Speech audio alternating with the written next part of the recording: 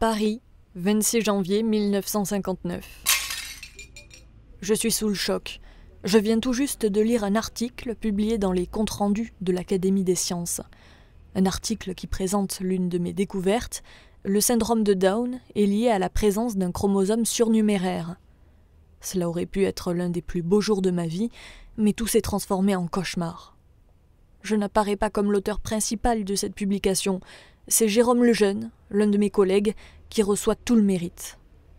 Après tant d'investissements, 2 ans de recherche, des milliers de francs dépensés, je me sens blessée et soupçonne des manipulations. J'ai le sentiment d'être une découvreuse oubliée. La découvreuse oubliée de la trisomie 21. Je suis Marthe Gauthier, et voici mon histoire.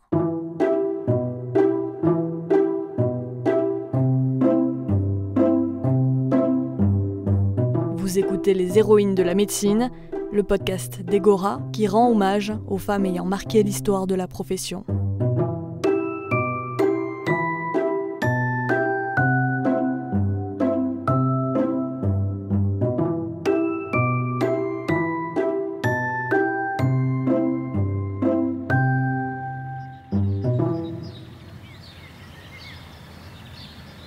Je suis née le 10 septembre 1925 à Montigny, en Seine-et-Marne.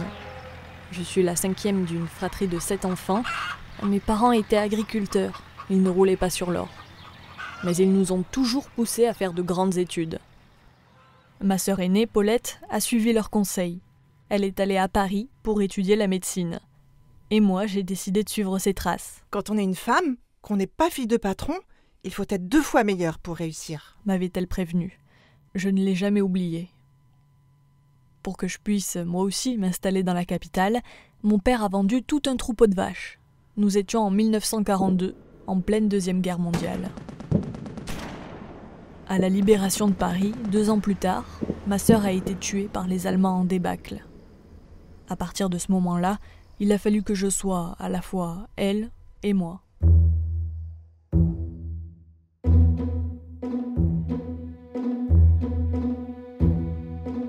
Après l'externat, j'ai réussi le concours de l'internat des hôpitaux de Paris. Dans ma promotion, nous étions 80 étudiants et seulement 2 femmes.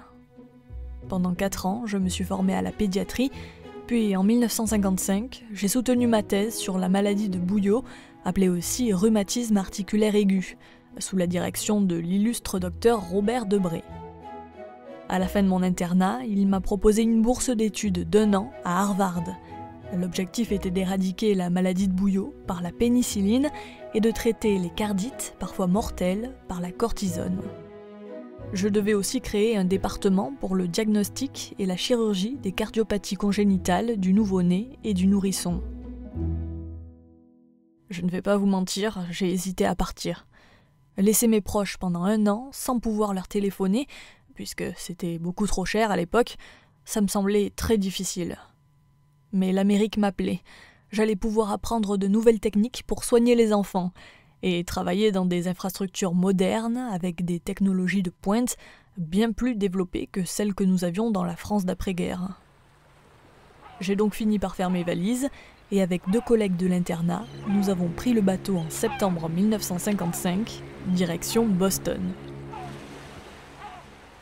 Là-bas, j'ai rencontré d'éminents professeurs et j'ai visité de nombreux centres spécialisés dans le rhumatisme articulaire aigu. J'ai beaucoup voyagé à Cleveland, Chicago, San Francisco, Seattle, la Nouvelle-Orléans ou encore Washington.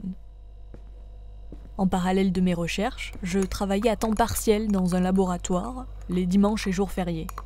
J'y ai appris les techniques de pointe en matière de culture cellulaire. Après 1 an passé aux États-Unis, je suis rentrée en France.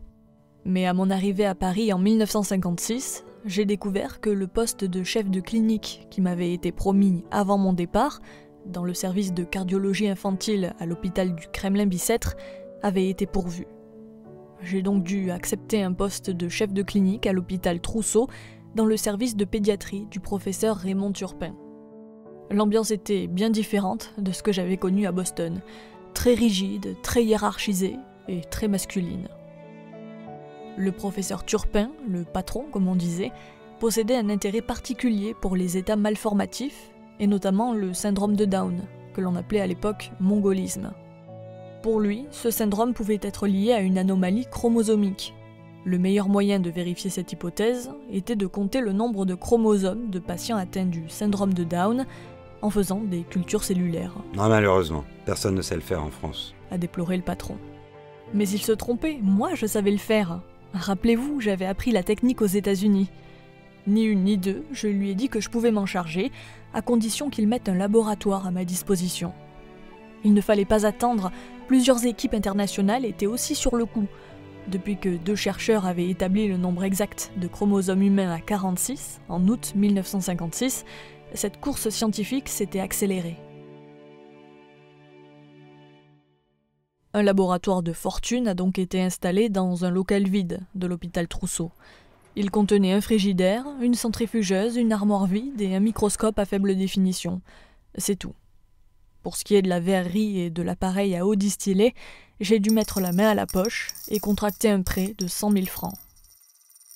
Très vite, je me suis rendu compte qu'aucun des produits dont j'avais besoin pour la culture cellulaire n'était disponible en France. Alors j'ai dû faire preuve d'ingéniosité. Chaque semaine, je préparais l'extrait embryonnaire frais à partir d'œufs embryonnés de 11 jours que j'allais chercher à l'Institut Pasteur. Pour le plasma, je prélevais le sang d'un coq que j'avais aussi acheté et comme sérum humain, c'était le mien que j'utilisais. En 1958, j'ai enfin obtenu des tissus d'enfants mongoliens. En les observant, j'ai tout de suite été frappé par une chose. Ces cellules avaient toutes 47 chromosomes, un de plus que les témoins. J'avais réussi. C'était la présence d'un chromosome surnuméraire, sur ce qui semblait être la 21e paire, qui était à l'origine du syndrome de Down. Pour faire connaître cette découverte au reste du monde, j'avais besoin de preuves, de photographies. Mais mon vieux microscope était incapable d'en faire. Le docteur Jérôme Lejeune, chercheur au CNRS et assistant du professeur Turpin, m'a alors proposé de le faire pour moi. Cela faisait plusieurs semaines qu'il me rendait visite dans mon labo. Il semblait très intéressé par mes recherches. Je lui ai donc confié mes lames d'observation, mais je n'ai jamais vu les photos. Elles sont chez le patron, m'a-t-il dit. En fait, il ne s'est pas contenté de les remettre au professeur Turpin. Il les a emportées avec lui au Congrès international de génétique de Montréal, et il en a profité pour présenter, seul, ma découverte. Quelques mois plus tard, en janvier 1959, l'article annonçant la découverte d'un chromosome surnuméraire a été publié dans le compte-rendu de l'Académie des sciences. Mais nouveau coup de massue, le jeune apparaît comme le premier signataire. Puis vient Marie Gauthier et enfin le professeur Turpin. Ils n'ont même pas fait l'effort d'écrire correctement mon nom.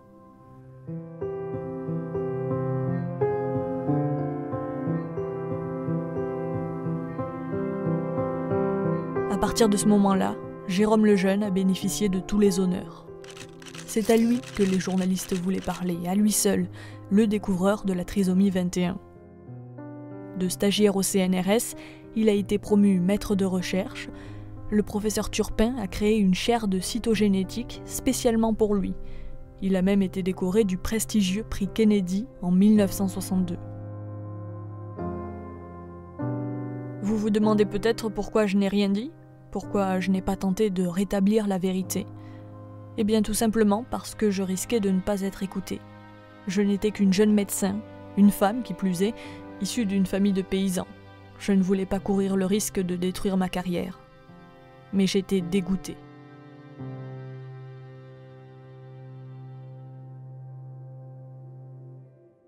J'ai donc quitté le service du professeur Turpin et j'ai décidé de me consacrer à la cardiologie infantile, dans le nouveau service du professeur Nouaille à l'hôpital du Kremlin-Bicêtre. Je me suis ensuite spécialisée en hépatologie pédiatrique et j'ai ouvert un cabinet dans mon appartement. En 2009, soit 50 ans après la découverte, j'ai finalement décidé de m'exprimer. Ce sont mes collègues qui m'ont poussé à le faire. Pour eux, mon rôle dans cette avancée majeure ne faisait aucun doute. J'ai donc décidé d'écrire un article dans la revue française Médecine Science, dans lequel j'ai raconté tout ce que je viens de vous dévoiler. Ça n'a pas plu aux proches de Jérôme Lejeune, qui avait créé une fondation à son nom en 1996, soit 2 ans après sa mort, pour poursuivre son œuvre et son héritage. 3 ans plus tard, en janvier 2014, la Société française de génétique humaine a décidé de me remettre un prix pour saluer ma contribution à la recherche scientifique lors d'un congrès à Bordeaux. J'avais alors 88 ans. J'étais censé prononcer un discours, mais ce jour-là, la Fondation Lejeune a dépêché des huissiers pour s'assurer que mes propos ne nuiraient pas à la réputation du docteur Lejeune.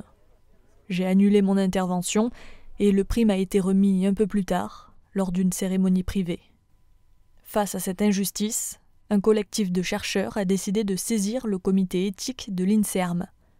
Dans un avis, ce dernier a conclu que, vu le contexte à l'époque de la découverte du chromosome surnuméraire, la part de Jérôme Lejeune dans celle-ci a peu de chances d'avoir été prépondérante.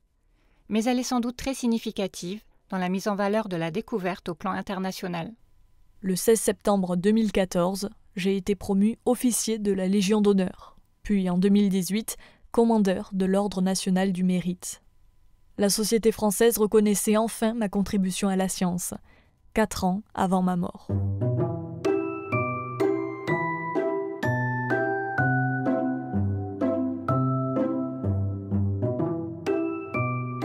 C'était Les Héroïnes de la médecine, un podcast d'Egora, le site d'actualité des médecins et étudiants en médecine, à retrouver sur egora.fr et vos plateformes d'écoute.